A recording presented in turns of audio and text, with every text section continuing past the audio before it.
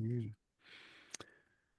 So, as you see, we are recording so that those who couldn't meet because they had a conflict the entire time could join us. So, as we always say, don't pick your nose, don't do anything silly, and unless you really want to, then you're welcome to anything you want.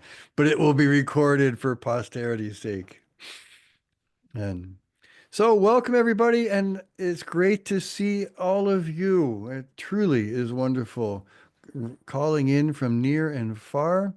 Tonight is our WEF debrief, and I see many faces here who have been to WEF in the past and also in the present. They're WEF curious, so that's kind of fun for all of us. And we're trying something new with these. We've got now a really wonderful so I say community engagement team, and so we're going to be doing this by opening the the, the session to the public. And our community engagement team has been Emily Kinney and Ode, and they've really put it together for tonight, and we really appreciate that. Because one of the things that you've asked, the members said we should do things more regularly, and so that's what we're going to do. So, as you saw, this is being recorded. And so everyone said yes, otherwise you wouldn't be here anymore. I appreciate that. And we would love for you to sign up for the newsletter if you haven't signed up already. Or if you know people who should sign up for our newsletter, just tell them about it and tell them to join. So what we like to do first before we kick off is show a video.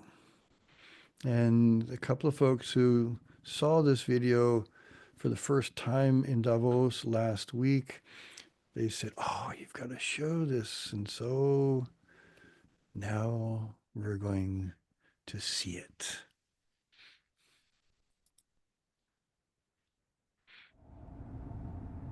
Hey you, come closer. Imagine being part of a community that's changing the world. That is Your2040. But what is Your2040 exactly? We are a growing group of over 1,900 creators, decision makers and forward thinkers. We are artists, scientists, policymakers, consultants, entrepreneurs and change makers. We are as diverse as the life on Earth itself. Every year we meet for 3 days. Today, we are here, in La Punt. Our goal? To be the best ancestors we can be.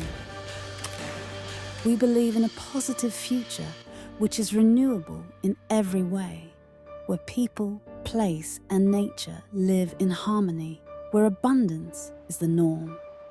At Your2040, we develop creative solutions and kickstart projects that drive our mission forward. Together, we inspire each other to accelerate change. Join us and participate in shaping a better future. Become part of our vision and see how your support can make a global impact.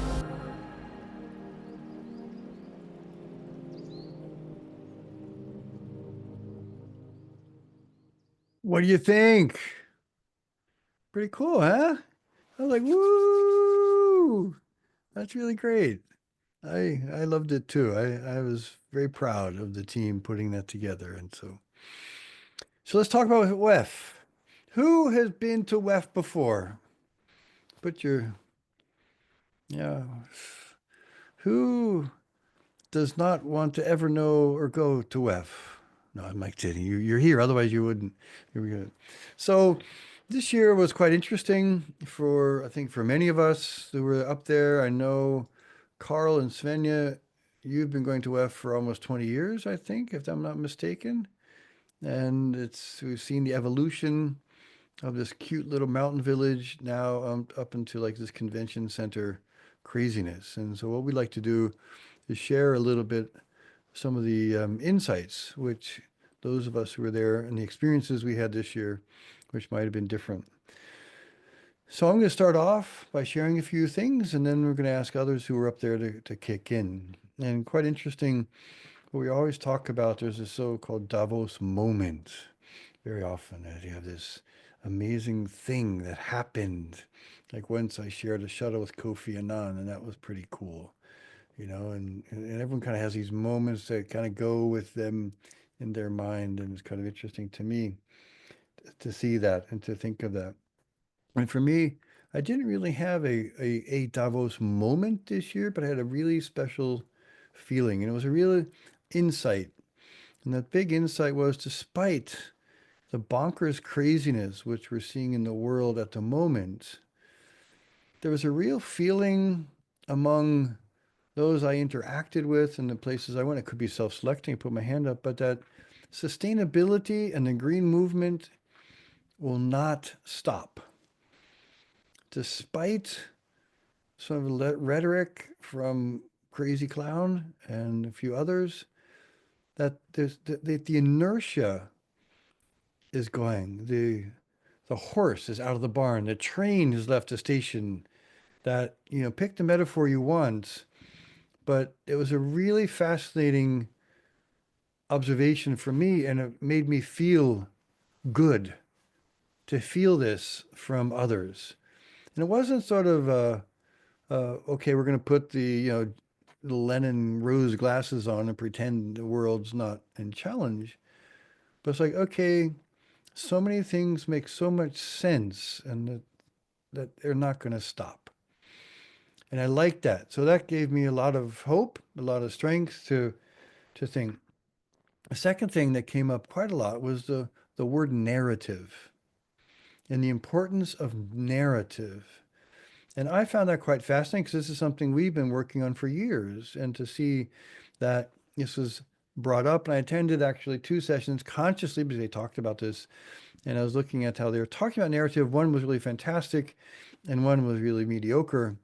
But gave me again a super excitement around what we were doing and the stories we created, which, the more I look at them and more I read them and go back to them, the prouder I am of the work you did and that we're doing, and how we create positive narrative.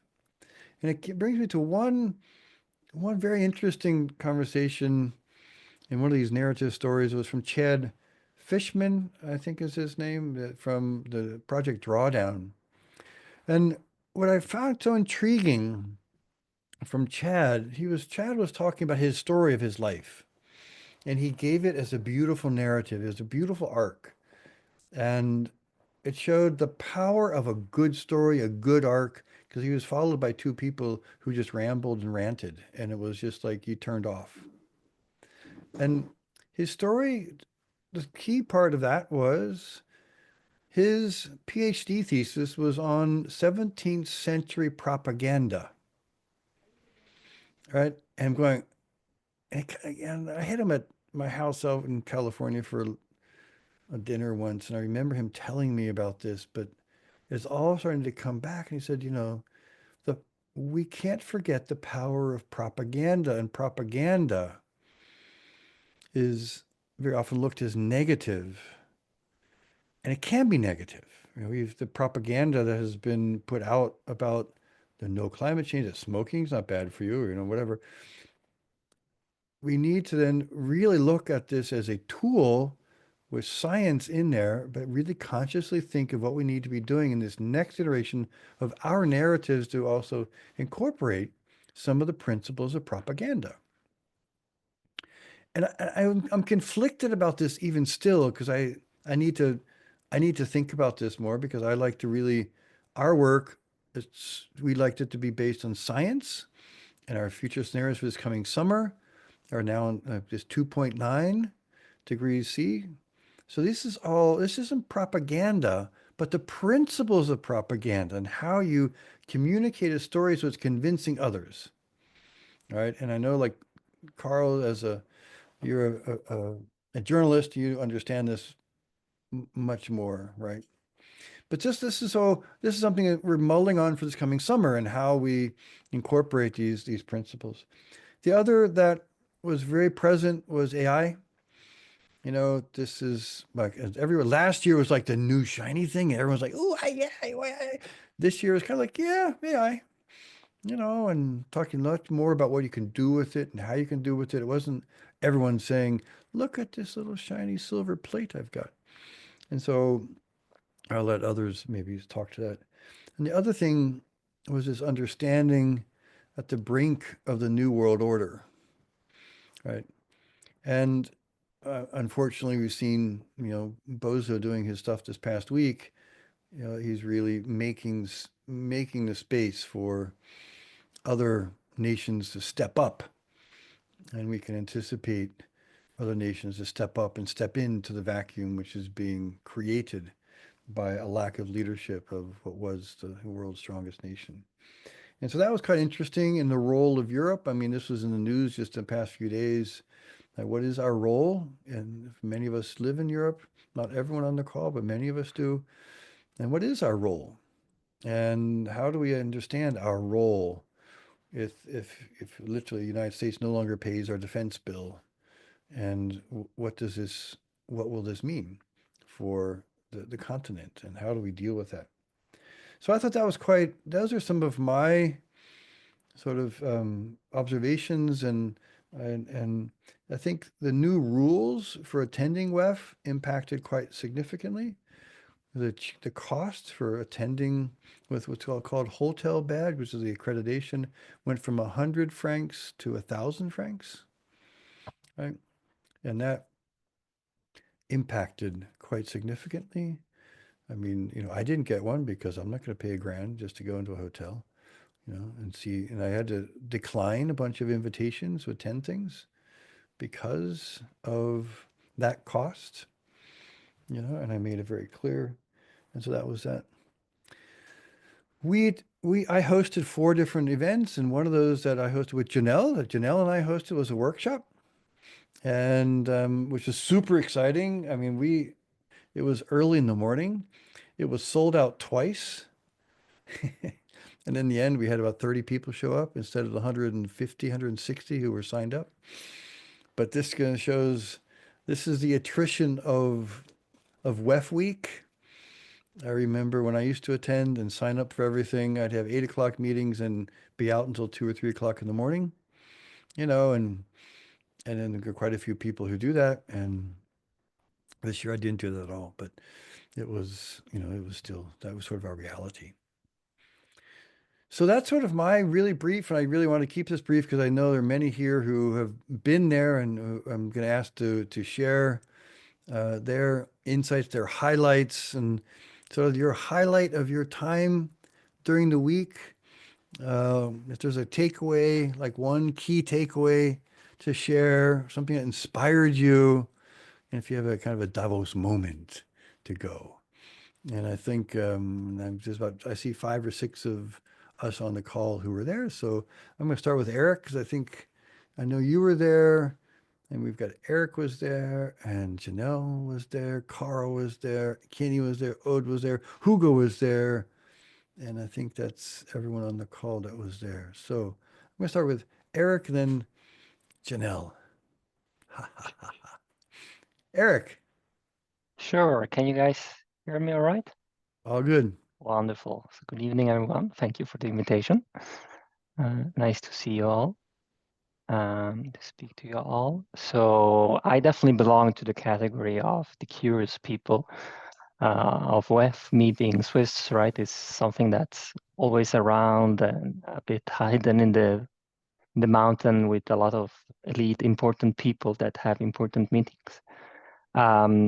So it was the first time where I attended to 2 events only for a day. The first one, the one you two hosted, Chris and Janelle, which I found really interesting and inspiring. And then the other one, the Snow Forest Walk, Yep. a bit outside. Mm-hmm. Also really interesting and inspiring. I wonder how unusual it is for WEF to have this kind of events. But yeah, I really liked it. WEF moment for me, I guess, would be when they bar off the street and the presidents come down the road and everyone is just there looking and trying to understand what is going on. And what I highlight is just the interesting people you meet there. You get inspired, you learn a lot, new perspectives. Yes. That's great, Eric. Thank you. For those who don't know, you know, the you know, the promenade are basically two parallel streets, or three parallel streets, but the two important ones are the promenade, is where most of the action is. Then there's the Valley Street, which is down at the bottom of the valley. There's another parallel street which kind of goes by the hotels. And the promenade is typically a one way, and that's where all the big black cars with limousines go buzzing by with the dignitaries at that point. That's where also the protests walk down the hill. They've made protests with big cowbells this year. It happened twice. And those were not necessarily genehmigt or with permission. They were, they literally like a cow umzug, patrum, patrum, patrum. It's kind of fun. It was really great. Janelle, what was the workshop that Eric's talking about, and what were some of your impressions? So we ran a workshop called Envisioning Tomorrow. I think visions for a regenerative future, something like this. And Eric was one of our participants, so thanks for coming. And essentially what we did was we had an hour and we did two parts. Part one was about storytelling and the power of positive futures, why we do it, how we do it, and just that they can be extremely impactful when we're looking to the future, because that's how we create our next reality. Yep. And then the second half was a workshop. And so what we did was we created an ad lib where we made four different future stories. I'll explain an ad lib in a second, but we made 3 different future stories. Everyone in the audience got a story, and it had blank spots. So you got to fill in the blanks and create your own custom story that we provided a kind of framework for. So for anyone who maybe doesn't know what an ad lib is, it's essentially this. It's like a story with a bunch of blanks. So words are removed from them, and then you as the author fill in the blanks. And usually it says something like, put a noun here, put an adverb here, put a verb here, something like this. We tweaked it a little bit and said, put this type of, anyways, we did that. And so it was a lot of fun, and it was a quick, I think, from our perspective, it seemed like it was a quick kind of fun activity for people to jump into the future and then share with one another what they wrote. And it was really, thanks, Janelle. It was really kind of cool. I want to come back to your Davos time and tell you else, but it was really cool because everyone filled it out alone, and then they talked to their neighbor and shared their stories. And we asked, okay, who wants to read a story, not your story, but your neighbor's story? And it's like, oh, I'll read their story. I don't read mine. It was quite fun. And then after hearing 3 stories, one person said, I'd like to read my story. And again, it was very beautiful just to hear that. And she said, I'm not a farmer. I've never really been on farms, but I had a farming story and I would like to share that. And it was really beautiful because it really showed the power of thinking into things which you might not officially know anything about, but you do, and how you feel into it. And it was really cool. And we'll be doing something like that this summer because it convinced me that, just this kind of thinking really makes a big difference, this open thinking. And so that was quite fun, actually. And then even though there were fewer people there than signed up, the people who were there were fantastic, Eric being one of those. And we had a whole bunch of actually really critical, important people for us with the next iteration of 2040 who attended and who went away going, this was really cool. How come we've never heard of you before? So I was like, now you have. That's good. So that was great. So Janelle, what else was your Davos moment? What was your, I think it's yeah. maybe 3 different things. One was, this was my first time. So for anybody who hasn't been there, and I know there's a few of you, I call this positive chaos. So like when I used to hear people talk about WEF in the past, it sounds like this very like closed loop thingy. But there's 2 parts. There's one part that's closed off, but there's a whole other part that the general public can go to. And I'm saying that because I did not know that until I arrived there physically. And so that's just a useful insight, I think, for anyone who might go in the future. And so because of that, there's essentially, we'll call them like 50 different pop-ups along this main street, and all 50 do completely different things and run their own programs. And the cool part about that is you can go into most of them if you just register. And so I thought this was really cool. It became chaos because you have 50 different programs. And so for you to figure out what thing to go see is a lot of work and parsing through information. But it's a lot of fun too, to just see the amount of information going on and the type of people there and the different subjects, from AI to country futures to climate, if you name it. Probably someone was there that did that. And so I thought that was really cool. And I've just never been to an event like this before. I guess the Davos moment was when I got to see Zelensky. That was pretty cool. Like Eric was mentioning, the street was all fenced off and we were like, what the heck's going on? And so I talked to the cop and the cop's like, I can't tell you, but look right there. And we were like, this is so cool. So that was pretty cool. Yeah, that's great. And so thank you for sharing that, Janelle. And there's in the chat a request for the systemic forum. We'll come back to that in a moment, because I'd like for Carl, who has been going to WEF. This is your, how many times, Carl? I will put a little thing, 18 times. 18th. Yep. So I'm going to cheat. I'm going to say my Davos moment was 18 years ago when I met Chris. Ha! Chris was in the session called, and it does come around. Chris was in a session that Brian Collins and I did with the Value Web. Gail Taylor was in the room, and it was called Designing Water's Future. Now, it was a design shop session. The whole idea was about design. I brought a problem, and it happened to be, it's a longer story, it happened to be about water. And Brian Collins, dear friend and communications designer, thinkers, basically was, that's not a problem. Guru, that's not a problem. That's a design challenge. And that's how we started it. And we started it with an astronaut. We started it orbital with Jerry Linenger talking about making water from sweat and urine in space. And then we did breakout groups about designing water's future. What's happening in the world's water supplies 18 years ago. Then John Elkington, guru of the triple bottom line, closed the session with some sage words. So what's really switched, and the Davos moment was being invited to the forum's gala.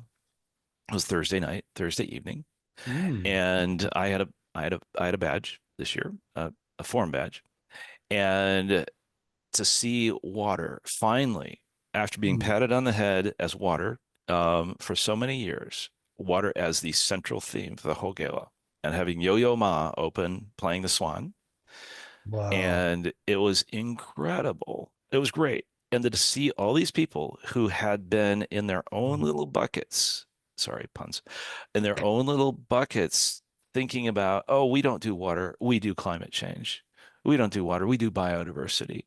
So what's really changed, one thing, is that I heard and saw systems design at play inside the forum and outside.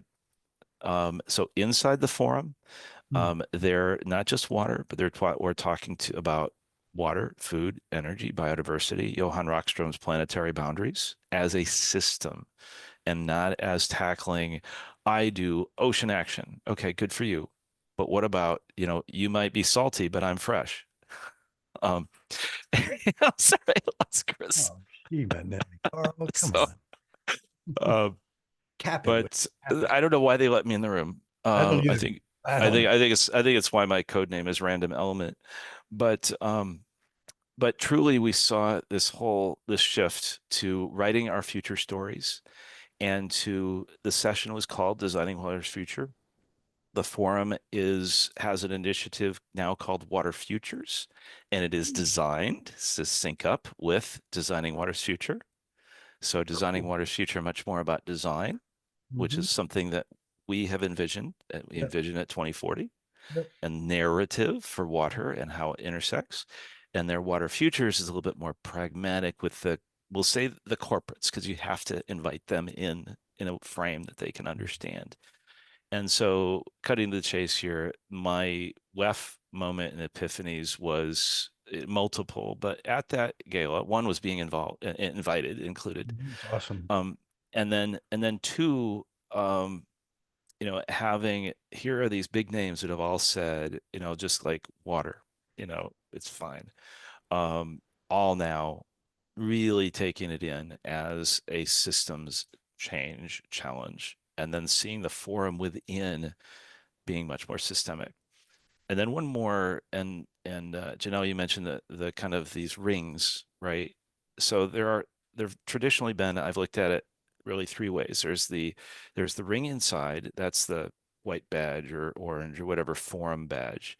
Then there's the hotel badge slash kind of people are there to learn and do things. And then there was always the poser crowd, so to speak, the crypto crowd. The people are there to say they've been to Davos. That crowd has shrunk, and I saw many more both within the forum and outside that are there. Tell me what to do. I am ready to not only write a new narrative, I'm ready to put it in motion. And so that's what I saw, at least Awesome. pretty excited about. That's great. That's really great, Carl. Thank you for that. Thank you for sharing all of that, except the 18-year ago moment. You got to stop that one. But That's mine too. no, but it's really cool. I'm really glad to hear, because you've been fighting so hard for so long. It's really great to see that with that and to see that come in. So thank you for that. Hugo, can you share next? And then I'm guess Kinney, and then Ode and Marcus, and then I'm actually going to ask Svenja. Mine was a quick, how do you call it? Like an in and out, like I was there soiree. for yeah, I just went to one hotel where I got to interview a brilliant guy, actually. I don't know, you might have met him at some point. Who's actually organizing this great conference. And I got to interview him on stage for a pop-up TEDx Berlin event. So that was also sort of an experiment. And Janelle was also there. That was nice. Yeah, the guy I interviewed was called Chris. You might recognize him. And that was nice. First time I actually interviewed somebody on stage, so I hope it went well. I do now have the recording of it, so I can actually at some point review it and do some critique on myself and see if it went well. Yeah, I think the topic was outlook for this coming year, and besides AI and things like that. I think Chris offered a positive spin on what's coming. So that was That's right. Yeah, it was good. And I got a brief impression of the chaos in Davos right before I jumped on the train again, and the train was very full until Klosters, where a lot of people got off to go to their hotels because there was no more hotel space in Davos itself. So yeah, that was it. That's great. So no one else you didn't meet anyone else on the street or anything else like that kind of? No, so in the train, actually, I saw some people who I know from my like study buddies from the executive education, but yeah, so you run into people all the time. That's one of the interesting things, exactly that. You run into people all the time. It's like takes me an hour to walk down the promenade just because you see people, and it's really great, frankly. And this is one of the things one can criticize. There's lots of things to criticize about WEF, lots. And I can join in, I can make a list, but there's also lots of wonderful things. The convening power is profound, right? And that is not to be I mean, we should celebrate that and improve the other. So I think that's something. Hugo, thank you. Kinney, you also came up again this year. You and Ode both, and Ode came up both this year. So what about you? What was your observations? So after a full day of flaneur with Aude, I think it's provide a great overview of the event and also of the economic of the world, also the power of each company. You can feel it. And there's a lot of happening, as Jonelle mentioned it. And I have opportunity to meet plenty of inspiring people, opportunity to learn, and also really spontaneous networking. Let's say I can sense a strong will for action and collaboration, but also it's WEF and it's Davos, so it's really fast-paced rhythm. Yeah. And it's make really difficult to establish lasting connection after the event, because you meet so many people and so quick and for 5 days.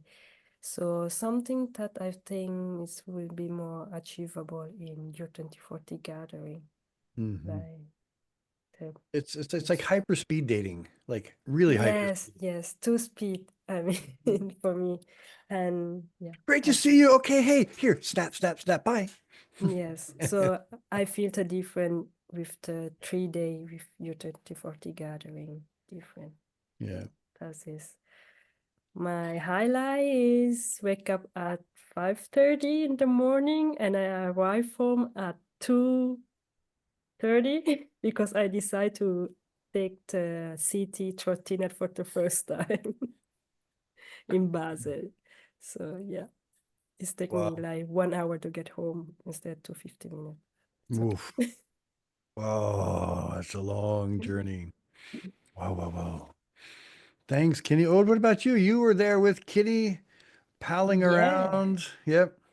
What else did So you it was, it was my actually first time. So Kini got me up to Davos, and it was great to be with someone who knows about it, because you basically arrive and you're just like, what to do. And it's funny because we didn't know it was going to be like, there's a lot of place where you can't enter and say, oh no, you didn't register, so bye. So we had a few like, no, bye. And a lot of people just want to get also all your information. So you just want to jump in and see what's the discussion, and they're just asking you for all your information. So at some point I was like, hey, let me listen, and then I will give you if I'm interested. But it's quite interesting.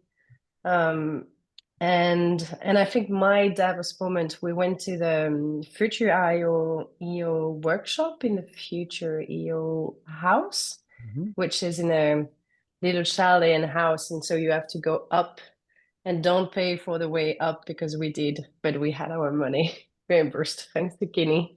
We paid 20 banks like franc, and then they gave it back because we didn't have to pay because we were going to that anyway. Yeah. But anyway, you go up, you go to the chalet. It's actually quite nice to go outside of it, and you have a beautiful view on the mountains. And then we had a really nice workshop where they took the time to say, hey, we're going to do a discussion and share a little bit about us, whatever, but we want you to tell your name and present yourself super fast. And I think we were like 30 or 40 in the place. So that was quite risky on a facilitation, side. But I think it was beautiful because then you knew the people who you wanted to talk to after, or like being like, this person is doing this. Like, okay. It's quite impressive also because it's also all people doing amazing thing. And so just like, hi, I'm old, I'm French. That's enough. You're French. That's enough. You don't need anything more. That's I'm crazy. No, and I had a beautiful discussion with one physicist who is actually quite doing crazy things and interesting things, completing Einstein work. So this is kind of the people also you can have in the space. And I think it was really nice because we had 2 hours of real discussion, and then we went in groups, and then the energy of those places after the workshop, when it's ended, when everybody is just going to everybody, it being like how I want to talk to you, is quite, I don't know, it gives so much energy, and also at the end of the day, you're just tired. So for 5 days, you have to be ready, and you have to have a list with a lot of people you met and what are they doing, because then you just forget. That's really cool. So, yeah. Thank you for sharing that, Ode. And you went up to the Schatzalp. For those who are familiar with her, you take the little train up, and then you had to go walk through the hotel up to this little chalet, which they built recently to get even more people to spend money. And so that's really cool. So, Marcus, you were also up there, I think, and was this for the first time, I believe, as well, no? It was the first time, yeah, exactly. Yeah. So let me tell a bit about how I arrived and how I booked everything. So we decided, like my colleague and me decided like a 1 week before to go there. So maybe not the longest time to prepare on something like that we've never seen before and that we not know what to expect from. So we tried to book first, like the hotel, everything was booked out, crazy prices.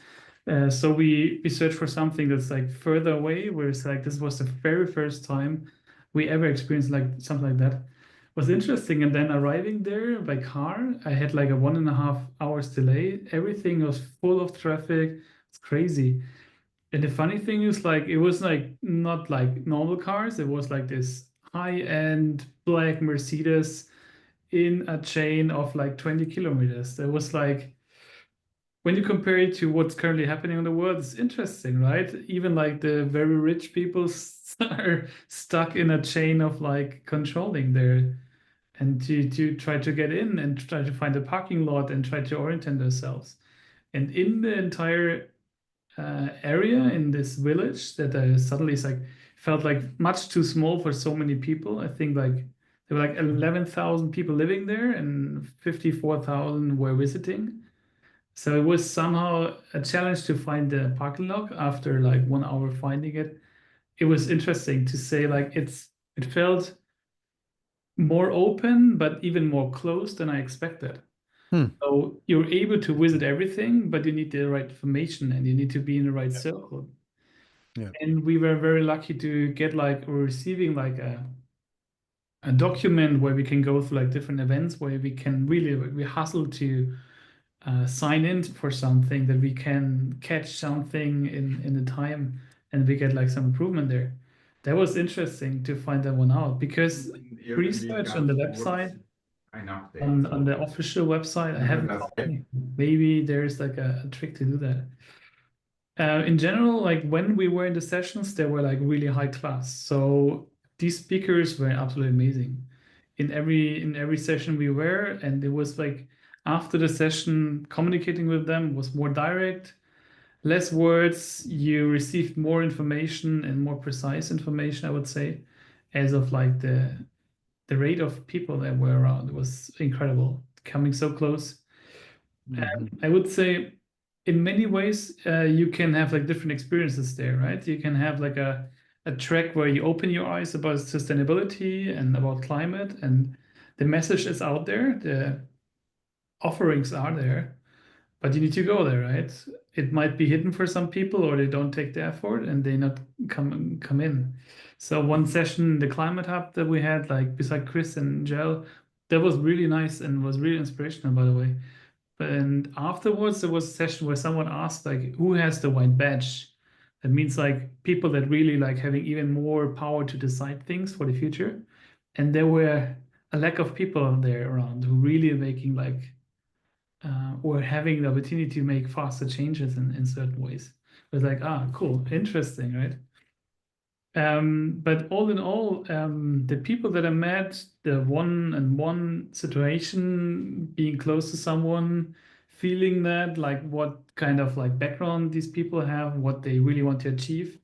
For example, one thing was with Bertrand in the observatory. We had like this talk that was Chris was leading there with a panel, and this guy is like flying around the world to prove that hydrogen is something that can power an airplane for more than nine days all day long where you say like, yeah, this is like what I need to do to prove it to people, to tell that story about sustainability. And this way of like being so brave to prove it because he's absolutely upset about the current situation is like incredible to have it like live and 101 in a room because it's a different way of feeling it. So I would highly recommend to go there for these talks with longer preparation and maybe a good opportunity to sleep somewhere on a couch. Yeah, it's a very good point. You point. Thank you very much, Marcus. That's really great. The two things that, just to that, for those who know it, it's easiest to come by train because car is crazy, and as you said, it's very difficult. It's a no-go. Second is most of the hotels are for the attendees, and so you really have to figure out housing ahead of time. It's quite a challenge.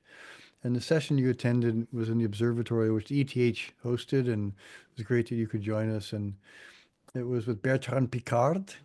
He was the author, the creator of Solar Impulse, and he's from an explorer family. And the theme that evening was rethinking exploration. And it was really powerful because it was thinking about exploring inside your inner exploration and your outer exploration. So this was like, in how do you rethink those? And he said one thing which I found quite intriguing was the difference between experience and exploration. We we could all have new experiences, but an exploration is actually something which a human has not yet done or not yet found. And that was really, it was kind of interesting as we started to think about that. And I'm still kind of mulling over that as how I internalize this, or you say how I broke that, this is this kind of, these kind of play with words. But he was brilliant, and hopefully I'm trying to convince him to come this summer, but I'm not sure how successful I'd be because he's like a big star. Marcus, thank you for that. It was really great for you and Greg also to come, and I think that was really really cool.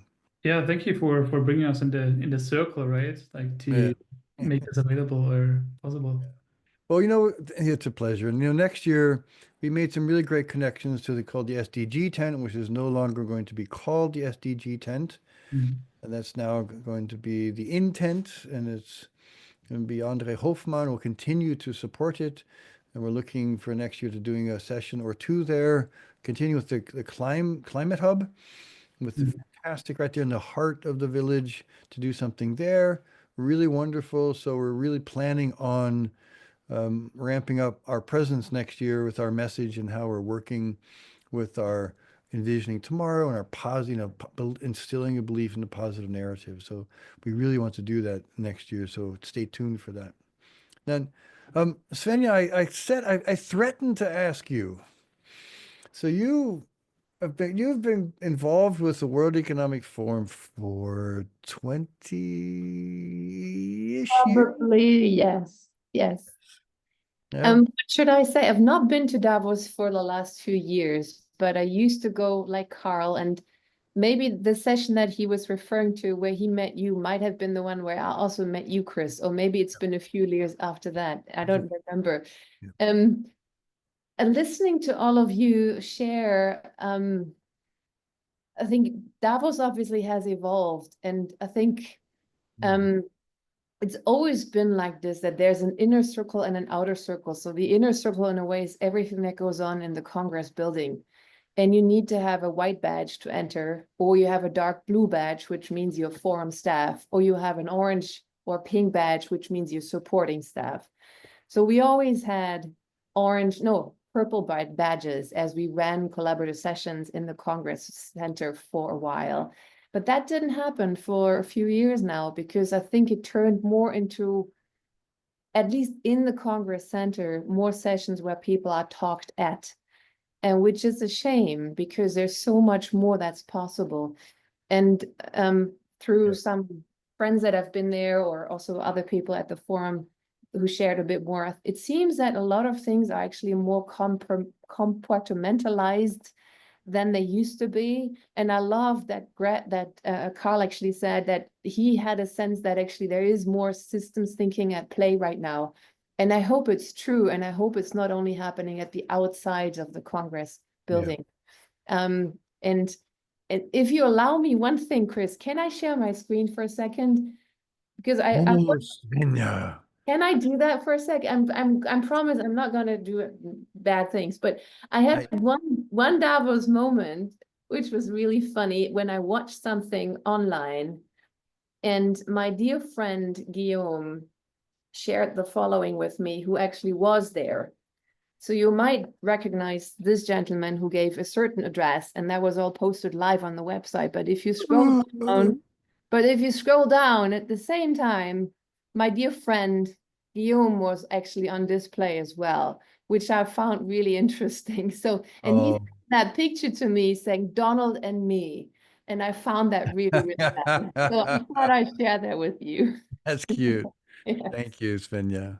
You know, and thank you for sharing that. And we've heard from some friends who've been inside and outside that the really interesting things are now in the new formats, the new dialogues are outside and no longer inside.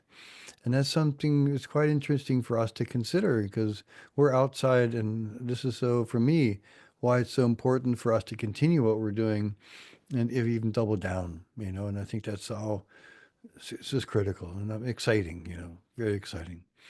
So Mary Claire, I see you've joined us. I don't know if you, are you in a place where you cannot, is it too loud or can you share a little bit before we wrap up? Doot, doot, doot, doot. Going once, going twice, going thrice. Okay. So Mary Claire, we're going to let you go with that. So questions. Does anyone have anyone ask a question or have anyone, for those who were not there, anything you'd like to ask of those of us who were there? I'm curious about like how to get the white badge. So I would like to, whatever, like how difficult is, because I think it's also a measurement about like how open they are, right? And or how protective they are to let people in. There's basically three ways, Marcus. Yeah. You either are an elected official, a head of state, head of a very large institution, head of a corporation where you pay $300,000 or 300,000 francs, or you know, that's the minimum. The minimum now to be a member of the World Economic Forum is 300 grand. Right. Interesting, yeah. And then individuals like Carl or Mary Claire, who also Carl, who's the head of a part of like the water community, and he's also has his foundation, so that you get invited to come into the tent. But those are the ways. So I used to go as a representative of Arab because you know, I did a bunch of work and in-kind things for the forum. Yeah, thanks for asking. It's a good question. It's an expensive ticket. Other questions? Other questions? Or comments? So, Andreas. One thing more, sorry, Chris. Like I was so curious about like why they are avoiding entirely to have like a map, an overview map where you can find the different spots. Like when there is like a sign on a map where it says Climate Hub, for example, easier to find, right? Yeah, there is a map. There is actually a map on the website which has all the official sanction things and on the World Economic Forum website, and it's not that easy to find, but it is there. And the Climate Hub is officially sanctioned. But I agree with you. It would be a wonderful thing for someone to make a map, you know, with also the unofficial pavilions so that you could click and go. Because as Janelle said, she found through her networks, some of you including, like I think Kenny sent that, like 2 or 3 like summaries of activities that were happening at WEF. I've been going for over 20 years and I've never seen that. I was like, what the hell? You know, how do you? So this is unofficial thing. So it was really cool. Andreas, you unmute. Yeah, I have a question because you mentioned your feeling was the train has left the station in terms of climate and things going on. What was your feeling about the libertarian politic change? I heard Millet was basically talking about wokeness and how bad is it, and Donald Trump says we're back in business. Yeah. And we have all these political shifts and movements which are Yeah. basically So- against. Actually, in Germany, I don't hear much about climate in the current election preparations. It's all about Sure. migration. So how were your feelings on that So side? it's a really great question, Andreas, and there's two parts to the answer. One part is many of those who are involved with climate action, environmental action, and ESG have said, okay, we're going to keep doing what we're doing. We're just not going to we're not going to be able to do it in the spotlight now.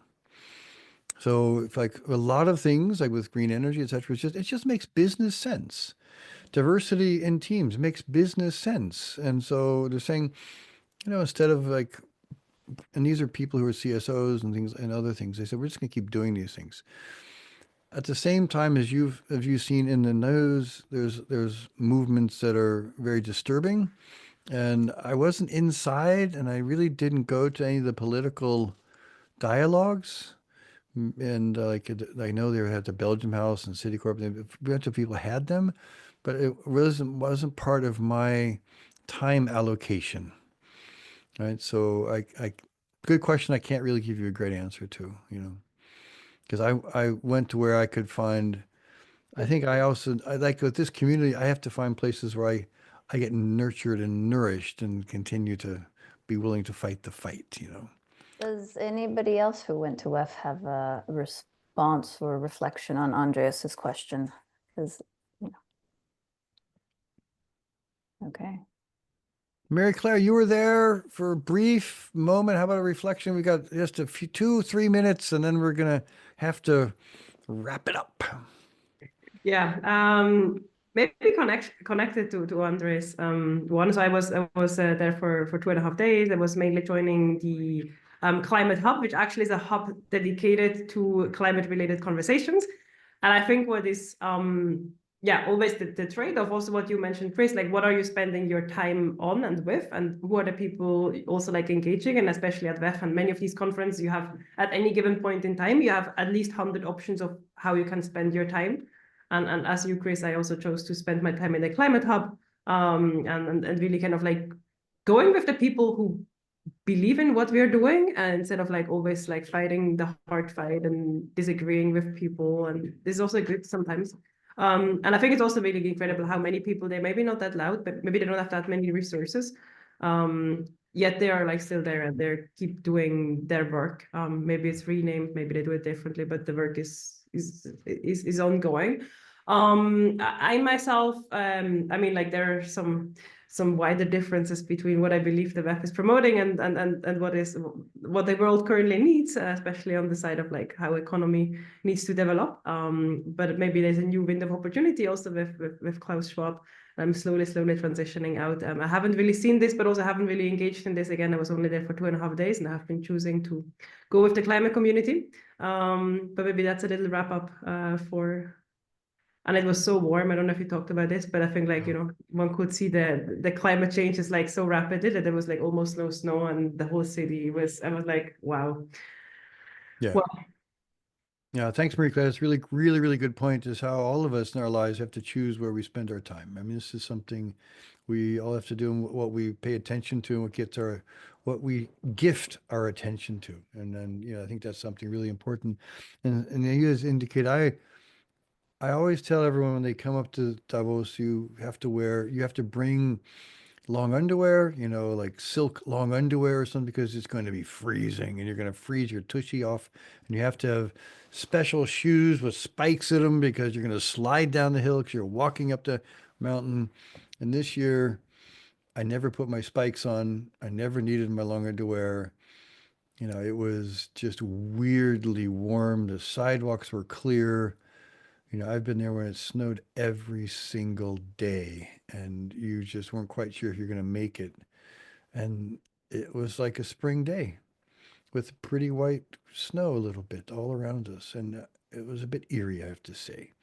I didn't like it, didn't like it at all. So look, everybody, I want to absolutely thank the team.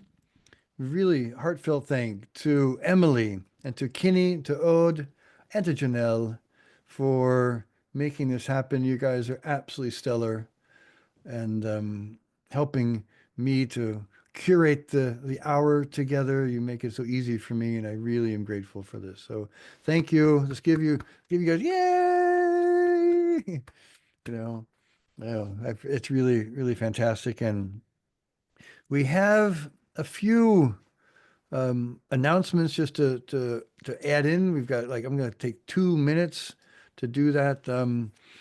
Don't forget the applications for the summer open, and those who were there past year, just pop them in there because we got that. We've got the newsletter, which is coming. And what else did I forget? I'm looking at the team. We had a few announcements. Emily, what did I forget? So thank you everybody for coming today. I'm dropping a few things in the chat. The first one is our next call on February 11th. There's a link to add that directly to your calendar right now so you don't forget. That will be all about your 2040 updates for 2025. So there's some really amazing projects that have been developing in the background that you may have heard about, including future stories, which we talked about a little bit today, the podcast, which is coming, as well as community engagement updates from our team. So please add that to your calendar. And then the other thing I will drop in is just the newsletter. So if you aren't on the newsletter already, please hop on it. That's our best way to connect you to each other, as well as to Your 2040. So I know as we were talking about, it's hard to make connections in all these places, but we would love to continue to connect you. And we will have this recording accessible for everyone in our membership community as well. So look out for it. So I'm going to drop that next. Thank you, Emily. Thank you so much. Janelle, what did I forget? Last announcement is just simply that the applications are open. We haven't done a big online campaign yet. That is coming, but we've been trying to announce it to you all of the community. So if you want to come this year, please submit your applications. Yeah. And we'll start reviewing them soon. We've already gotten quite a few, but we'll start the review process in a couple weeks. So yeah, it's really great. We're Please get 'em looking in. forward. And for those of you in Zurich, I'm sorry, Janelle, did you have anything else? Apologies. Those of you in Zurich on the 16th of February, there's the opening of the Butterfly Effect, and that is a ballet, a climate change ballet, and it's almost sold out. So there's just a few seats left, and then there'll be again on the 21st, and there is actually a Generalprobe on the 15th, which is a dress rehearsal, the final dress rehearsal on the 15th. So if you'd like to attend the final dress rehearsal, let me know. I think we can still get tickets for that. Chris, what's the ballet about? It is inspired by the Climate Music Project, which is bringing together science and art, science and music. And now we're bringing science, music, and dance together. So climate scientists from ETH, Sonja Cervenata and Reto Knutti, who are both part of the 2040 community, working with 3 amazing choreographers from the ballet. And it'll be danced by the junior ballet, not the senior ballet. And they were inspired by the climate scientists. And they said after the workshop we did, they were very, very disturbed. And they realized that the dance had to be hopeful. And they also all looked at inside themselves, and each of them have very, very, very different pieces to end on the high and end on the hope and the big.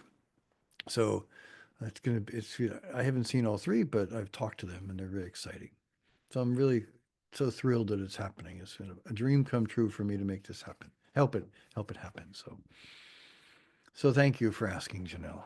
I was going to give you the long story. So it's 5 after. It's time to end. So with that, Charlie, thank you for joining us. Ria, thank you for joining us. Helena, Christina, Eric, Lionel, Hugo, Andreas, Christian, Emily, Janelle, Svenja, Marcus, and Kinney. You guys are all wonderful. Thanks for joining us, and we'll see you soon. All right. Drink lots of water, eat an apple, and stay healthy. Walk a lot. It's good for you. All right. Thank you all. Bye, everybody. Bye, guys. Thank you. Bye. Ciao. Hey, Christian. Good to see you, my friend. You're on mute. I'll get in touch with you separately. Please do. I'd love to catch up. All right, bud. Take care. See Bye. you. You want to stop the record? Oh, she's gone.